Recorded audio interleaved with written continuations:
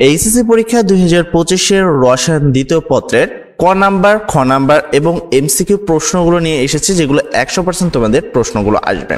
এবং আমি চেষ্টা করেছি তোমাদের বিগত সালের, বিশেষ করে 2015 থেকে শুরু করে 2024 সালে যতগুলো প্রশ্ন আসছে সবগুলো প্রশ্ন অ্যানালাইসিস করে তোমাদের জন্য এমন প্রশ্নগুলো সামনে উপস্থাপন করছি যেগুলো আসবে ইনশাল্লাহ। প্রথমে আমরা ক নাম্বার দেখাবো, দেন আমরা খ নাম্বার দেখাবো, তারপরে আমরা এমসিকিউ দেখাবো, অথবা প্রথমে ক নাম্বার দেন এমসিকিউ, তারপরে আমরা খ নাম্বার প্রশ্ন দেখাবো। তো চলো প্রথমে আমরা ক নাম্বার প্রশ্নগুলো দেখি, যে প্রশ্নগুলো তোমাদেরকে পড়তে হবে। ক নাম্বার প্রশ্ন হিসেবে তোমাদের প্রথম টপিক, যেটা হলো তোমাদের প্রথম অধ্যায় পরিবেশ রসায়ন, সেই অধ্যায়ে কি কি ক নাম্বার বা জ্ঞানমূলক প্রশ্ন আসবে।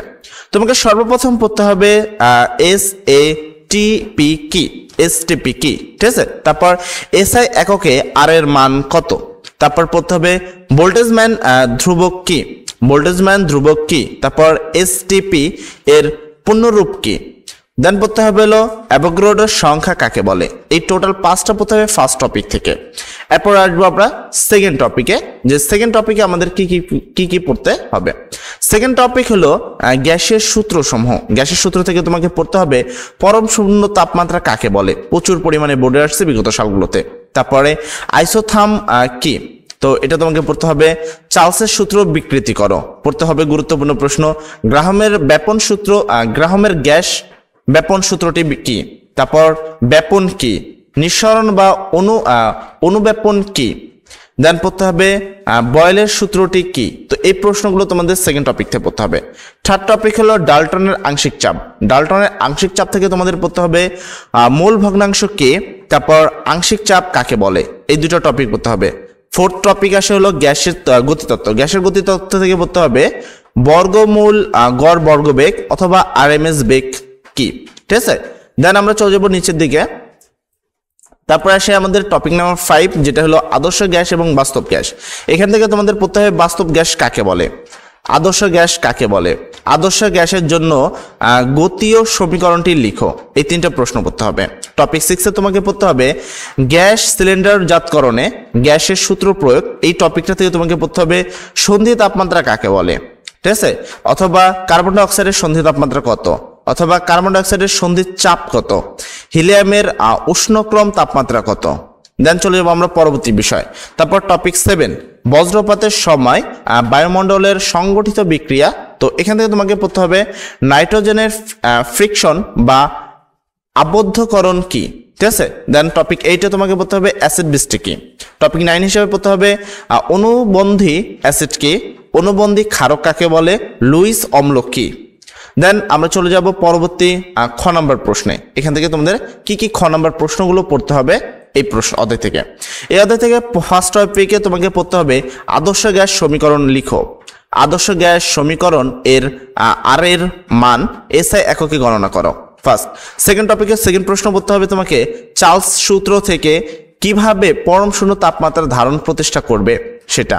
3 নম্বর প্রশ্ন হলো হাইড্রোজেন ক্লোরাইড বা হাইড্রোক্লোরাইড গ্যাসের ব্যাপন হার অ্যামোনিয়াম গ্যাস অপেক্ষায় কম কেন।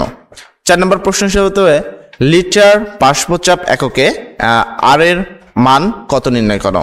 তাপমাত্রা বৃদ্ধিতে গ্যাসের চাপ বৃদ্ধি পায় কেন। মূল ভগ্নাংশ তাপমাত্রার উপর নির্ভর করে কি, ব্যাখ্যা করো। এরপর আসে টপিক 2। টপিক 2 হলো গ্যাসের গতিতত্ত্ব। গ্যাসের গতিতত্ত্ব থেকে খ নম্বর প্রশ্ন করতে হবে গ্যাসের গতিশক্তি নির্ণয়ে আরএমএস বেগ বা গড় বেগ অপেক্ষিত অধিক উপযোগী কেন, ব্যাখ্যা করো। তারপর হলো তোমার কোন শর্তে বাস্তব গ্যাস আদর্শ গ্যাসের ন্যায় আচরণ করে। তারপর পড়তে হবে 96 গ্রাম অক্সিজেন এর ভ্যান ডার ওয়ালস সমীকরণ লিখো। 64 গ্রাম অক্সিজেন গ্যাসের জন্য ভ্যান ডার ওয়ালস সমীকরণ লিখো।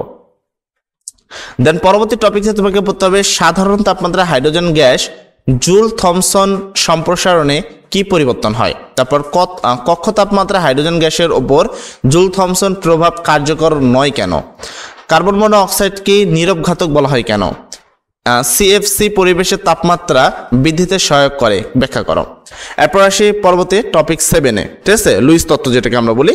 তো ব্রনস্টেড বা লুইস তত্ত্ব থেকে তোমাকে পড়তে হবে পানি একটি উভয়ধর্মী পদার্থ, ব্যাখ্যা করো। অনুবন্ধী অম্ল ও অনুবন্ধী ক্ষারক ব্যাখ্যা করো। তারপর HSO4 এর অনুবন্ধী ক্ষারক কি, যুক্তি সহ দেখাও। তারপর HSO4 উভয়ধর্মী পদার্থ কেন? তারপর কার্বন মনোক্সাইড অর্থাৎ HCO3 উভয়ধর্মী কেন? ঠিক আছে। আচ্ছা, তারপরে টপিক 7 থেকে তোমাদেরকে পড়তে হবে, অর্থাৎ অ্যাসিড ক্ষারক লুইস তত্ত্ব থেকে তোমাদেরকে পড়তে হবে অ্যালুমিনিয়াম ক্লোরাইড এর লুইস অম্ল ব্যাখ্যা করো। অ্যালুমিনিয়াম ক্লোরাইড একটি লুইস অম্ল ব্যাখ্যা করো। তারপর অ্যামোনিয়াকে লুইস ক্ষার বলা হয় কেন ব্যাখ্যা করো। তারপর BF3 কে লুইস অম্ল বলা হয় কেন। তারপর হলো ফসফরাস অ্যাসিড অপেক্ষায় নাইট্রিক অ্যাসিড সবল কেন ব্যাখ্যা করো। মানব শরীরে ভারী ধাতু কিভাবে প্রবেশ করে ব্যাখ্যা করো। এরপরে আসি তোমাদের সেকেন্ড অধ্যায়, যে অধ্যায়টা হলো জৈব রসায়ন। জৈব রসায়ন থেকে ক নম্বর প্রশ্ন পড়তে হবে তোমাকে, ক্যাটিনেশন কি। তারপর হলো হেটারোসাইক্লিক যৌগ কাকে বলে, প্যারাফিন কি, হাইড্রোকার্বন কি, হোমোসাইক্লিক যৌগ কাকে বলে, অ্যারোমেটিক যৌগ আর উদাহরণ দাও। তারপরে কার্যকরী মূলক থেকে আসবে কার্যকরী মূলক কি। তারপর ট্রাইফিনাইল মিথেনের সংকেত লেখো, কার্বলিক অ্যাসিডের সংকেত লিখো। এরপর রেসিমিক মিশ্রণ কি। তারপর হলো কাইরাল কার্বনের সংজ্ঞা দাও। তারপর ডায়প্টেরিয়ামার কি। তারপর হলো অ্যানান্সিউমার কি, মেসোযৌগ কাকে বলে, টোটোমারিজম কি। দেন এরপরে পড়তে হবে এক সমতলীয় আলোক কি। তারপর হাকেল তত্ত্ব কি। এর পরবর্তী জৈব রসায়ন তোমাকে বলতে হবে ইলেকট্রোফাইল কি, মুক্ত মূলক কি, ফ্রি রেডিক্যাল কি। তারপর তোমাকে পড়তে হবে হলো সমানুকরণ বিক্রিয়া কি, কার্বনিয়াম আয়নের সংজ্ঞা দাও। তারপর হলো কার্বোক্যাটায়ন কি, কার্বনায়ন কি, নিউক্লিওফাইল কি। এর পরবর্তী টপিক হলো 8 নম্বর বেনজিন বহু প্রতিস্থাপন বিক্রিয়া। এখান থেকে তোমাকে পড়তে হবে হলো সক্রিয়কারী মূলক কি, TNT কি, TNT এর গাঠনিক সংকেত লিখো। এরপর হলো নামকরণ, তো এখান থেকে পড়তে হবে ডিকার্বক্সিলেশন বিক্রিয়া কি। তারপর ক্লোরোজাইনিলিন এর সংকেত লিখো, ফরমালিন কি। তারপর হলো ডায়াজোকরণ কি, জুইটার আয়ন কি, হেক্সামিন কি। তারপর লুইস বিকারক কি। তারপর হলো কার্বলিক অ্যাসিড কি। এরপর আসি এখান থেকে কি কি খ নম্বর প্রশ্ন আসবে। প্রথম হলো সমগোত্রীয় শ্রেণী বলতে কি বোঝো। প্রোপিন ও বিউটিন পরস্পর সমগোত্রক কেন। মিথানল ও মিথানেল সমগোত্রক নয় ব্যাখ্যা করো। প্রোপেন মিথেনের সমগ্রাত্মক ব্যাখ্যা করো। সমগোত্রীয় শ্রেণীর বৈশিষ্ট্য উদাহরণ সহ ব্যাখ্যা করো। তারপরে যদি বলি রেসিমিক মিশ্রণ আলোক সক্রিয় কি ব্যাখ্যা করো। তারপর C4H8 জ্যামিতিক সমানুতা প্রদর্শন করে ব্যাখ্যা করো। C3H6O টটোমারিজম ধর্ম প্রদর্শন করে ব্যাখ্যা করো। আলোক সমানুতার সত্য লেখো। ল্যাকটিক অ্যাসিড একটি আলোক সমানুক ব্যাখ্যা করো। C3H8O কার্যকরী মূলক সমানুতা প্রদর্শন করে ব্যাখ্যা করো। তারপর অ্যারোমেটিসিটি থেকে তোমাকে পড়তে হবে ন্যাপথলিনের একটি অ্যারোমেটিক যৌগ কেন। তারপর পাইরল অ্যারোমেটিক যৌগ কেন, ফেনল অ্যারোমেটিক যৌগ কেন, পিরিডিন একটি অ্যারোমেটিক যৌগ ব্যাখ্যা করো। তারপর ফিউরান একটি অ্যারোমেটিক যৌগ ব্যাখ্যা করো। বেনজিন অ্যারোমেটিক যৌগ ব্যাখ্যা করো। হাকেল তোমার কি নিয়মটি ব্যাখ্যা করো। তারপর টলুইন প্রস্তুত বিক্রিয়া দেখাও। ফিডেল ক্রাফটস বিক্রিয়ার অনাদ্র অ্যালুমিনিয়াম ক্লোরাইড ব্যবহার করা হয় কেন ব্যাখ্যা করো। তারপর 1 ডিগ্রি অপেক্ষায় 2 ডিগ্রি অর্থাৎ 1 ডিগ্রি অপেক্ষায় 2 ডিগ্রি কার্বনল স্বল্প স্থায়ী কেন ব্যাখ্যা করো। নাইট্রোমূলক মেটা নির্দেশক কেন। তারপর ইথাইন মূলক অম্লধর্মী কেন ব্যাখ্যা করো। তারপর অ্যালকাইন 1 অম্লীয় ব্যাখ্যা করো। এখানে বলেছে মার্কিনেট নিয়মটি উদাহরণ সহ ব্যাখ্যা করো। তারপরে তোমাকে পরবর্তী পড়তে হবে উডস বিক্রিয়ার শুষ্ক ইথার ব্যবহার করা হয় কেন ব্যাখ্যা করো। ক্লোরোফর্মকে রঙিন বোতলে রাখা হয় কেন। অ্যালকোহল পানিতে দ্রবণীয় কেন। কক্ষ তাপমাত্রায় ইথেন গ্যাস কিন্তু ইথানল তরল কেন। তারপর হলো গিগনাট বিকারক পানির অনুপস্থিতিতে তৈরি করা হয় কেন ব্যাখ্যা করো।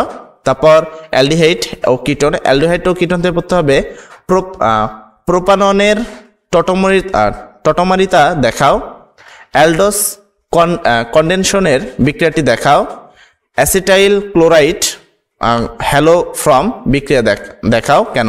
তারপর ইথানল অ্যালডল ঘনীভবন বিক্রিয়া দেয় কিন্তু ক্যানিজারও বিক্রিয়া দেয় না কেন। তারপর অ্যালডিহাইড ও কিটোনের দুইটি পার্থক্য দেখাও। এরপরে হলো জৈব যৌগের পরবর্তী টপিক হলো, তো এখানে একটা সংখ্যা দেখতে হবে অপেক্ষায় শক্তিশালী অ্যাসিড কেন। ইথাইন হতে কিভাবে কার্বক্সিলিক অ্যাসিড প্রস্তুত করা যায়। তারপর হলো HCOOH অর্থাৎ হলো এটাকে আমরা বলি মিথানোইক অ্যাসিড। তো মিথানোইক অ্যাসিড থেকে ইথানোইক অ্যাসিড দুর্বল কেন ব্যাখ্যা করো। অ্যামিন থেকে যে ধরনের প্রশ্নগুলো আসে, তো অ্যামিন থেকে আসবে 1 ডিগ্রি অ্যামিন থেকে অ্যামিন ও 2 ডিগ্রি অ্যামিনের মধ্যে কোনটি অধিক ক্ষারধর্মী ব্যাখ্যা করো। তারপর এখানে বলেছে C6H5NH2 অপেক্ষায় C3CH3NH2 তীব্র ক্ষারক কেন। প্রাইমারি অ্যামিন শনাক্তকরণে কার্বলিক অ্যামিন পরীক্ষা করো। তারপর মিথানোইল অ্যামিনের চেয়ে বেশি ক্ষারীয় ব্যাখ্যা করো। অ্যানিলের ক্ষারধর্মী কেন। তারপর হলো ইথাইল অ্যামোনিয়াম অপেক্ষায় অধিক ক্ষারীয় কেন। তো দেন এই প্রশ্নগুলো তোমরা পড়ে নিবা। এরপর আসি তোমাদের কি পরিমাণগত রসায়ন। পরিমাণগত রসায়ন থেকে পড়তে হবে মোলার আয়তন কাকে বলে। তারপর প্রাইমারি স্ট্যান্ডার্ড পদার্থ কাকে বলে। দ্রবণ প্রমাণ দ্রবণ কাকে বলে। মোলার দ্রবণ কাকে বলে। সেকেন্ডারি স্ট্যান্ডার্ড পদার্থ কি, মোলারিটি কি, সেমিমোলার দ্রবণ কি। ppm এর সংজ্ঞা দাও। নির্দেশক কাকে বলে, টাইট্রেশন কাকে বলে। জারণ সংখ্যা কি, তারপর দর্শক আয়ন কি, রিডক্স বিক্রিয়া কি, রিডক্স বিক্রিয়ার দর্শক আয়ন কি। তারপর আয়োডোমিতি কি, ঠিক আছে। তারপর যদি আসি অম্লক্ষার নির্দেশক কি, বিয়ার লাম্বার্ট সূত্র কি। আচ্ছা, তার পরবর্তী হলো HPLC কি। এরপর আসি খ নম্বর প্রশ্ন হিসাবে এখান থেকে তোমাকে কি পড়তে হবে। তো আমি প্রত্যেকটা অধ্যায়ের চেষ্টা করছি তোমাদের জন্য তুলনামূলক সবচেয়ে গুরুত্বপূর্ণ প্রশ্নগুলো উপস্থাপন করার, এবং এগুলো যদি পড়ো আশা করি তোমাদের আর কিছু পড়ার প্রয়োজন পড়বে না। আচ্ছা, এখানে তোমাকে পড়তে হবে মানে 17 নম্বর গ্রুপে যে ফ্লোরিন, ক্লোরিন, ব্রোমিন, আয়োডিন এর আণবিক ভর নির্ণয় করো। মোলার দ্রবণ তাপমাত্রার উপর নির্ভরশীল কেন ব্যাখ্যা করো। ডেসিমোলার প্রবণতাকে প্রমাণ দ্রবণ বলা হয় কেন। তারপরে এখানে তোমরা প্রশ্নগুলো দেখে নাও। H2C2O4 একটি প্রাথমিক প্রমাণ পদার্থ ব্যাখ্যা করো। মোলারিটি ও মোলারিটির মধ্যে কোনটি তাপমাত্রার উপর নির্ভর করে। তারপর মোলার দ্রবণ ও মোলাল দ্রবণ মধ্যে কোনটি উত্তম। তারপর হলো পটাশিয়াম পারম্যাঙ্গানেটকে সেকেন্ডারি স্ট্যান্ডার্ড পদার্থ বলা হয় কেন। সেমিমোলার দ্রবণ একটি প্রমাণ দ্রবণ ব্যাখ্যা করো। মোলার দ্রবণ একটি প্রমাণ দ্রবণ ব্যাখ্যা করো। দেখাও যে সেমিমোলার একটি প্রমাণ দ্রবণ। তারপর মিলিমোলার দ্রবণ একটি প্রমাণ দ্রবণ। তারপর বিয়ার ল্যাম্বেট সূত্রটি লেখো। 0.15 মোলারিটি হাইড্রোক্লোরিক দ্রবণের ঘনমাত্রা ppm এককে কত। রিডক্স বিক্রিয়ার ইলেকট্রন স্থানান্তর হয় ব্যাখ্যা করো। তড়িৎ বিশ্লেষণ একটি জারণ বিজারণ প্রক্রিয়া ব্যাখ্যা করো। জারণ সংখ্যা এবং যোজনের মধ্যে পার্থক্য কি। পটাশিয়াম পারম্যাঙ্গানেট কেন্দ্রীয় মোলার জারণ সংখ্যা নির্ণয় করো। পটাশিয়াম ক্রোমাইড যোগে ক্রোমিম তোমার কি, তো এখানে সিআর এর জারণ সংখ্যা কত ক্রোমিমের।